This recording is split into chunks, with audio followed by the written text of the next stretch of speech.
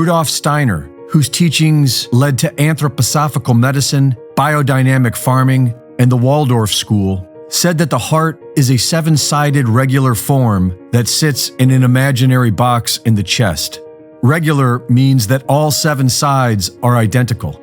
Plato described 5 Platonic solids, and Steiner said there was a 6th one. He also said that the heart is not a pump.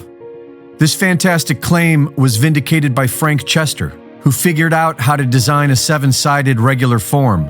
This 6th Platonic solid is now called the chestahedron, and it fits perfectly inside a cube at an angle of 36 degrees off-center to the left, the exact same angle that the heart sits in the chest.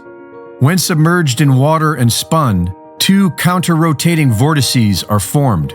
Recent scientific studies have shown that these 2 vortices facilitate the closing of the valves, and when the vortices don't form properly, blood clots will appear. The man who unfolded 1,000 hearts, Paco Torrent Guasp, discovered that the heart is a single muscular band, folded over itself in a spiraling pattern. The heart itself is a vortex of tissue. It is not a pump, it is a vortex machine. For centuries, it was believed that matter can only exist in 3 states, such as water, which can exist as liquid, ice, and vapor. Human cells are 70% water, but most of this water is not in any of these 3 states. We have recently learned that with water, there is a 4th state. This 4th state is called the plasma state, gel phase, exclusion zone, or structured water. And this is what pushes your blood through the entire cardiovascular system.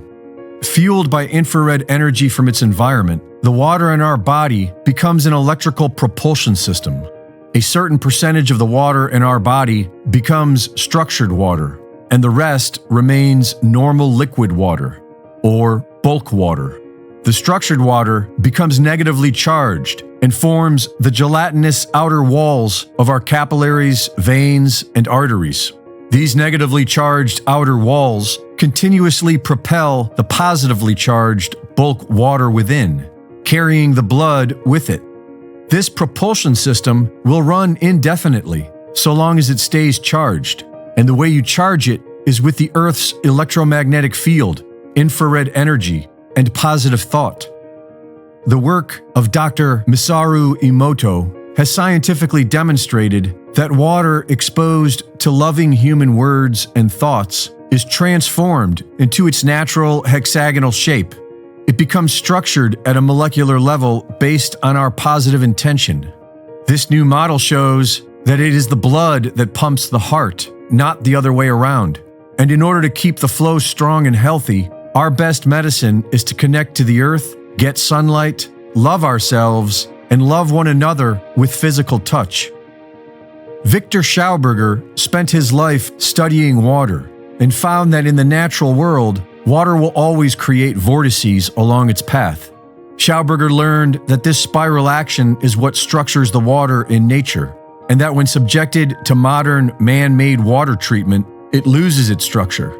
Schauberger's work led him to believe that one could generate energy out of a vortex. He described it as an energy implosion, as opposed to an energy explosion. Dr. Tom Cowan, who has written about this in Human Heart, Cosmic Heart, has an interesting theory which may explain the saying, "a heart of gold." Another recent discovery is that gold in its purest form does not appear to be gold at all. Under the right conditions, normal physical gold can be transformed into a fine white powder known as monatomic gold. This monatomic gold has been studied by multiple advanced laboratories, and it has very strange properties. It can be made to levitate and disappear. Monatomic gold is superconductive, and many would argue that this is what the alchemists were after. One of the ways of turning metallic gold into monatomic gold is by putting it through a high-speed vortex. When this transformation occurs, there is a flash of light and a 44% loss in weight. Dr. Cowan believes that the trace amounts of gold in our blood is transformed into monatomic gold as it travels through the double vortices in the heart, creating the spark of life. Reporting for InfoWars, this is Greg Reese.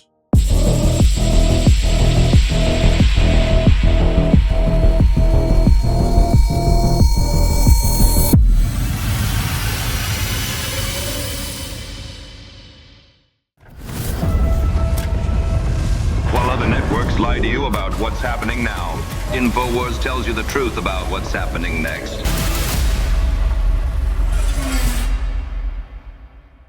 Thank you for watching the latest Greg Reese Report. Be sure to go to reesereport.com to see my latest videos, sign up for my free newsletter, and subscribe for exclusive content. And be sure to support my sponsor at InfoWarsStore.com. In the early 1900s, certain companies were off-gassing highly toxic fluoride gases into the atmosphere. The surrounding communities began to get sick. Laws were enacted to compel these corporations to install scrubbers to convert these gases into fluorosilicic acid, still highly toxic but containable. Now these companies had a stockpile of this poison, and there was no affordable way to dispose of it. Lucky for them, one of their major stockholders was also the Secretary of the Treasury, who was responsible for the Public Health Service at the time. And by 1950, the US government began buying this toxic, untreated industrial waste product and dumping it into our drinking water. Reputable studies show that it's causing various cancers and other disease. With the Alexa Pure Pro, you can have clean drinking water and a remedy to this madness. Available now at InfoWarsStore.com.